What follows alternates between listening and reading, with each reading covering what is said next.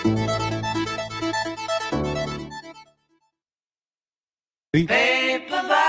Writer.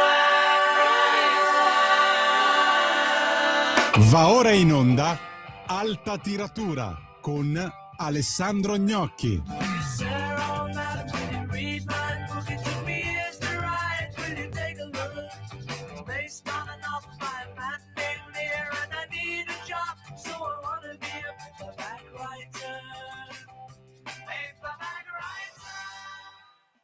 Buongiorno, benvenuti ad Alta Tiratura, io sono Alessandro Gnocchi, questa è Radio Libertà.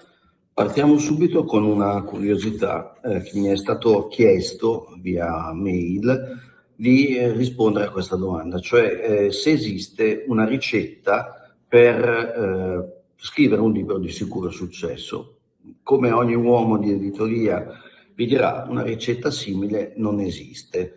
Esiste però, è esistito il tentativo di imporre un tipo di bestseller che veniva chiamato mega seller e che discende come filone dal grande successo che ebbe Il nome della rosa di Umberto Eco, 50 milioni di copie in tutto il mondo.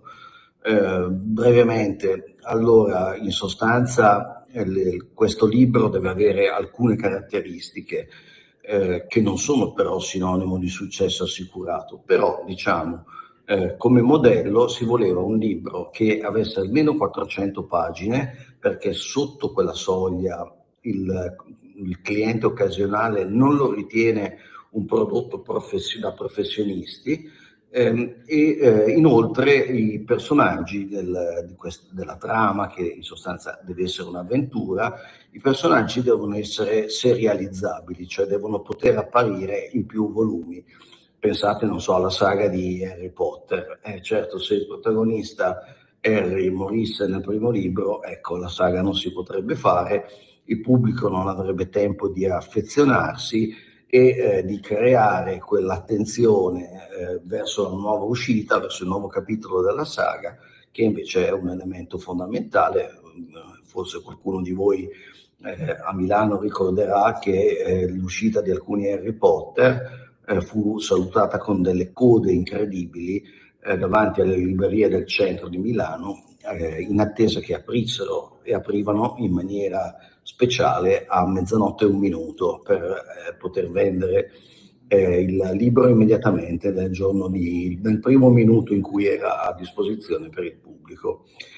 Poi appunto abbiamo detto della trama serializzabile, deve essere appunto una avventura, però è difficile poi dire quale tipo di avventura e quale tipo di personaggio funzionerà.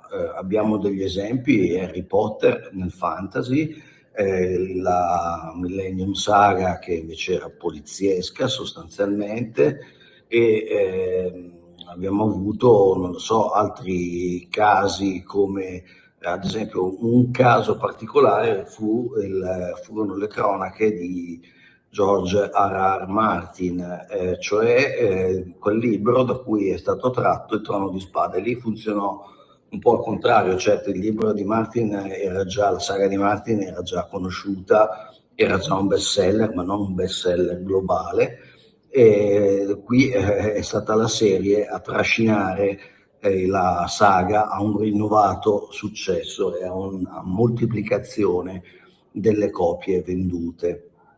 In altri casi ci sono stati tentativi che sono andati male. Uno di quelli che andò bene era la saga di Twilight dei vampiri adolescenti, una saga che tuttora tiene in vita gli editori che nel mondo hanno deciso di puntare sui libri di Stefan Meyer. Però appunto dicevo, non esiste una possibilità di stabilire in anticipo quale libro avrà successo. Diciamo che il mercato funziona così più o meno. Se un libro inizia a tagliare le 2000 copie, 3000 copie, è già un successo. Se arriva a 5000, Carnevale di Rio nei corridoi degli editori. anche perché da quella cifra in su si innesca il passaparola, che è il motore più efficiente nel far vendere i libri, più di ogni tipo di pubblicità, di ogni tipo di cartonato all'ingresso. Il passaparola vale più di qualsiasi recensione su qualsiasi rivista o quotidiano. Da lì appunto nasce il passaparola. Il passaparola ti può portare alle 10.000 e quando di solito tocchi le 10.000 lì c'è un fenomeno di moltiplicazione che ti può portare anche a dei grossi successi, alle milionate che hanno venduto ad esempio Dan Brown o tanti altri, pochi altri. Il capostipite fu proprio Il nome della rosa, che pure mancava di alcune di queste caratteristiche. Sì, era serializzabile, ma Umberto Eco non volle farlo, non volle fare una serie sul nome della rosa. Eco, diciamo che fu anche maestro, diciamo, nell'arte di guadagnare con questo libro, perché decise in sostanza di ricevere un anticipo un po' meno ricco del solito e di tenersi invece gran parte dei diritti diritti d'autore, cioè quando si fa un contratto editoriale si decide quale quota verrà pagata in anticipo sulle vendite e quale sarà la percentuale del prezzo di copertina che andrà all'autore per ogni copia venduta. Si possono fare contrattazioni diverse. Se si crede molto nel proprio libro, ad esempio, si può fare come fece Eco, ovvero si prese un anticipo non alto, ma non eccezionale, e si tenne invece gran parte dei diritti. Poi dopo la vendita di 50 milioni di copie, come avete capito, ha fatto di Umberto Eco un uomo molto, molto, molto, molto, molto ricco. Inoltre ci sono poi i diritti secondari, anche quelli erano rimasti a Eco. I diritti secondari sono i diritti degli adattamenti per il cinema e per la TV. Sappiamo che c'è stato un adattamento cinematografico con Sean Connery che è stato un blockbuster visto in tutto il mondo. C'è stata una serie TV forse un po' meno fortunata, ma comunque anche in quel caso di successo, e lì Eco di nuovo ha potuto godere dei frutti del suo ingegno, e in questo è stato bravissimo. Altri autori preferiscono invece rischiare di meno e quindi intascare un anticipo più alto e concedere invece all'editore una quota di diritti superiore. Diciamo che mediamente un autore di normale cabotaggio si porta a casa tra l'8 e il 13% del prezzo di copertina per ogni copia venduta e poi contratta la parte invece dell'anticipo bilanciandosi insomma con i diritti d'autore. Quindi uno può prendere, non lo so, 4.000 euro di anticipo, diciamo, e il 13% del prezzo di copertina. Potrebbe essere un contratto di un libro nel quale l'editore crede, perché ultimamente gli anticipi sono talmente bassi perché il venduto è bassissimo e che appunto anche una cifra così, che un tempo sarebbe stata considerata modestissima, diventa invece una cifra di tutto rispetto.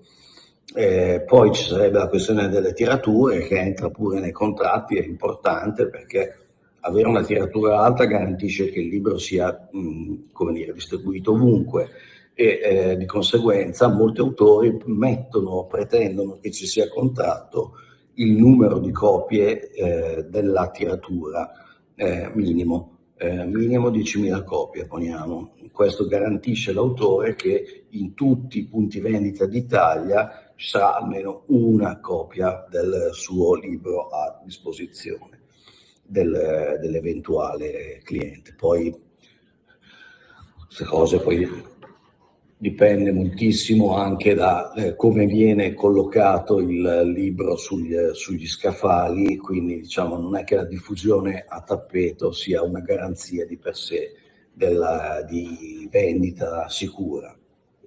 Bene, spero di aver soddisfatto la curiosità del nostro lettore Fabio, che ringrazio, e ci sentiamo, direi, una canzone dei Sex Pistols e ritorniamo con un paio di libri che secondo me dovreste leggere.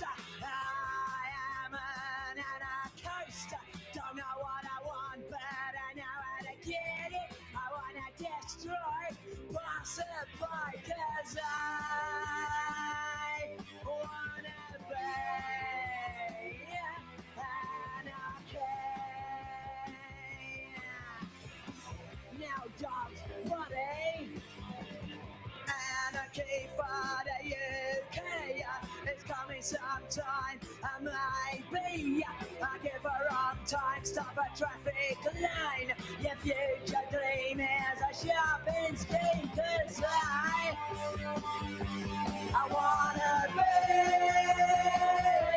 anarchy in the city.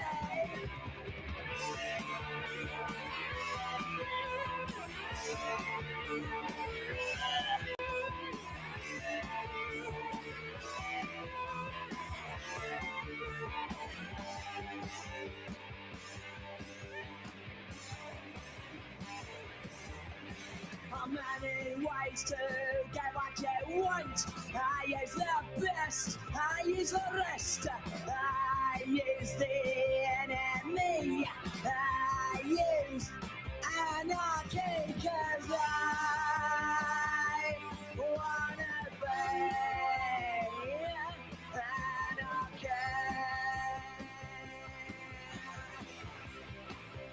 It's the only way to be.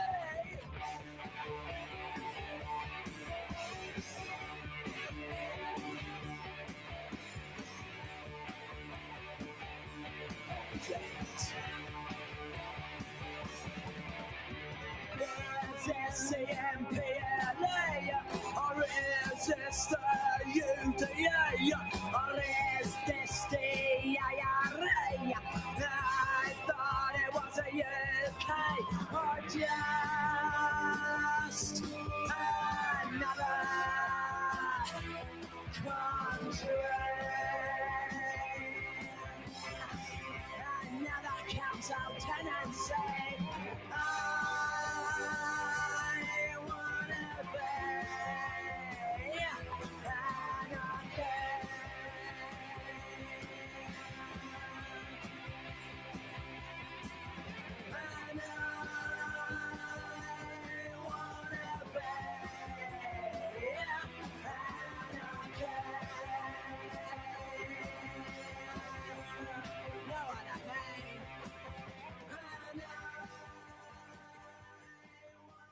Bene, eccoci per la seconda parte su Radio Libertà di Alta Tiratura. Io sono Alessandro Gnocchi.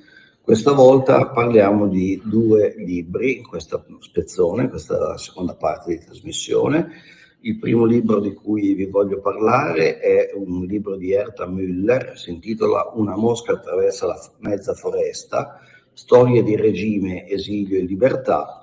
Herta Müller, come molti sapranno, è un premio Nobel per la letteratura, ha avuto una storia un po' particolare perché appartiene a un'ampia minoranza tedesca che però si trova in Romania e quindi ha vissuto, diciamo, gli anni d'oro per così dire, di Ceausescu e li ha passati da perseguitata politica.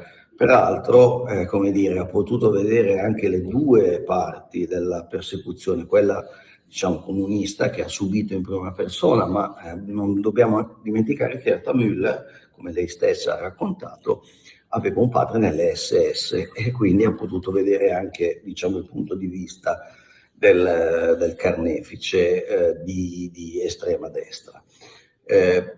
Questo libro è un insieme di 7 o 8 saggi, alcuni sono brevi saggi, altri sono articoli di giornale. Hanno il pregio, secondo me, di far capire cos'è veramente la vita quotidiana da dissidente, ma da dissidente che vive nel proprio paese, che non riesce a ottenere l'esilio. Intanto quello che mi ha colpito è che molti degli uomini che erano prigionieri nel loro paese passavano la vita a pensare alla fuga, ai modi di fuggire. C'era della gente che sceglieva la professione con l'idea appunto di mettersi in prima fila per un'eventuale fuga, ovvero, non so, i geometri andavano spesso a misurare i campi sul confine con paesi liberi e di conseguenza appunto il geometra era un lavoro ambito. Ma ci sono altri esempi di questo tipo nel libro che lasciano veramente a bocca aperta. Peraltro questo fatto appunto, di scegliere il lavoro in vista di una possibile fuga non dava nessuna garanzia di successo. Un'altra storia pazzesca è di quelli che cercavano di attraversare il fiume, il Danubio, per arrivare anche lì in una terra libera per scappare. Però diciamo che le guardie del regime di Ceausescu avevano l'ordine di passarci sopra con le eliche a velocità, per cui uno rischiava di essere fatto a pezzi magari a 100 metri o 200 metri dalla riva in cui c'era la salvezza. Uno dei racconti più belli riguarda l'autrice in prima persona, l'autrice che per una serie di motivi in pratica ha perso tutti i lavori. Appena trovava lavoro il regime arrivava e glielo faceva perdere, in modo di tenerla sempre in povertà e in uno stato di necessità. E quell'aspetto veramente incredibile è la sottigliezza, peraltro non necessaria, visto il clima di dittatura, visto il regime dittatoriale, con cui appunto il regime faceva sapere ai dissidenti in patria di essere controllati. Lei racconta che aveva un tappeto fatto in un certo modo, con delle frange disposte in un certo modo, e a un certo punto, dopo aver perso il lavoro 2 volte, entra in casa e si nota che il tappeto è tagliato, cioè una delle frange del tappeto è stata tagliata.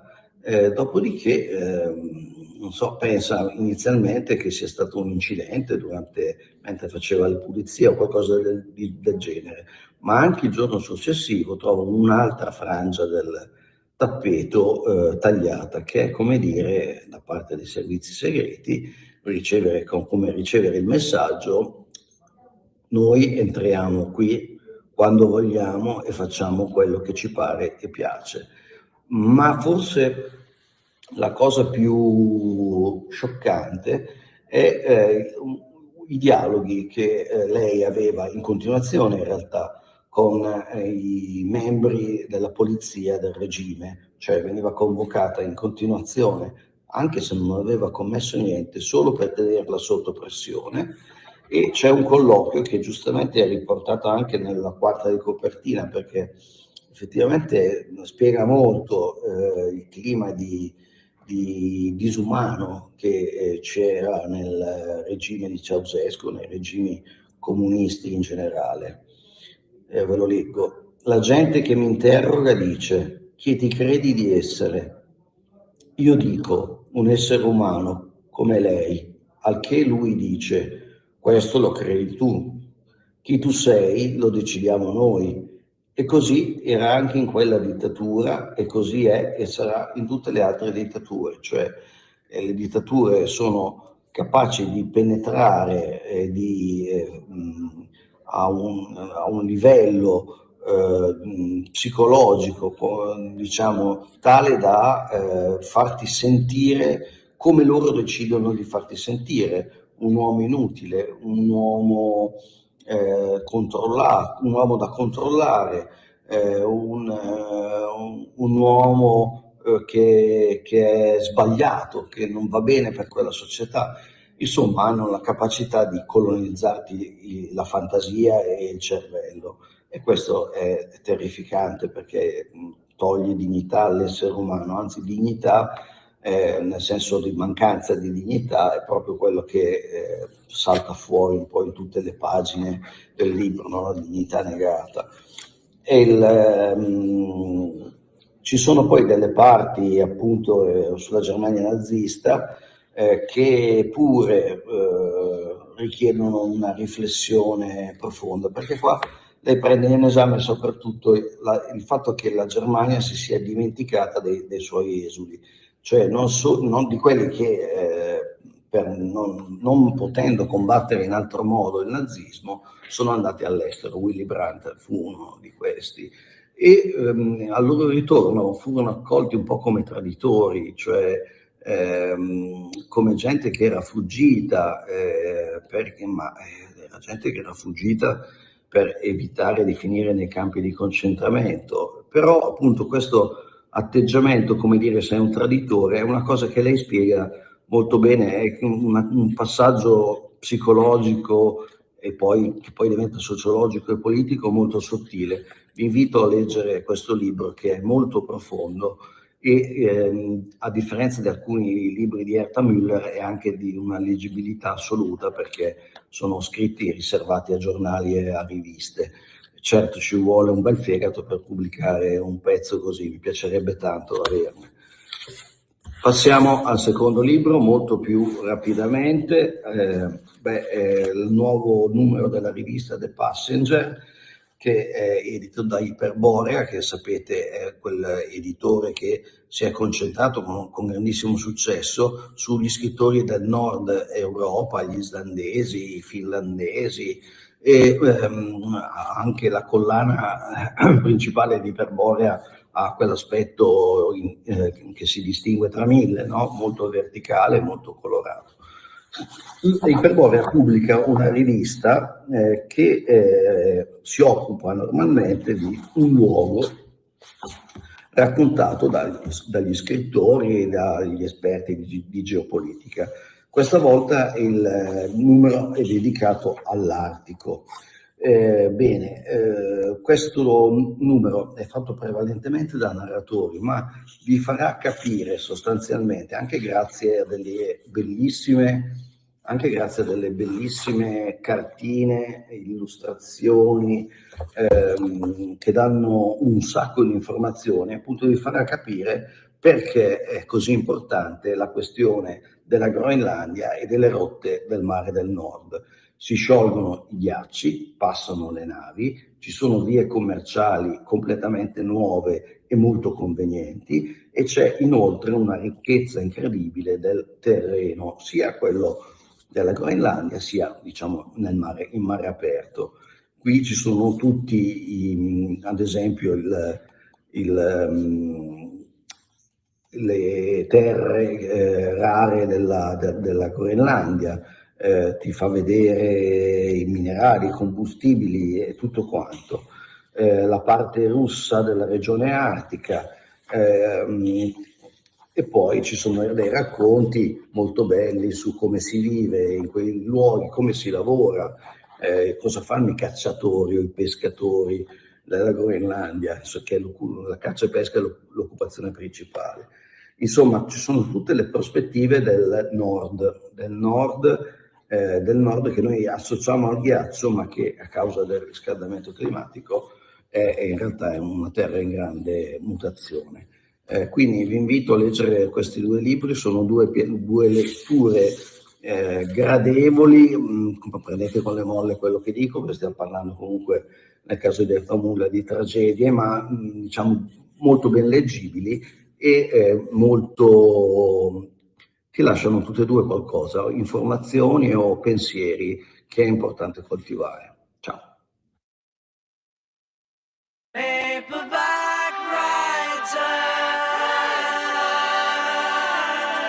Avete ascoltato Alta Tiratura.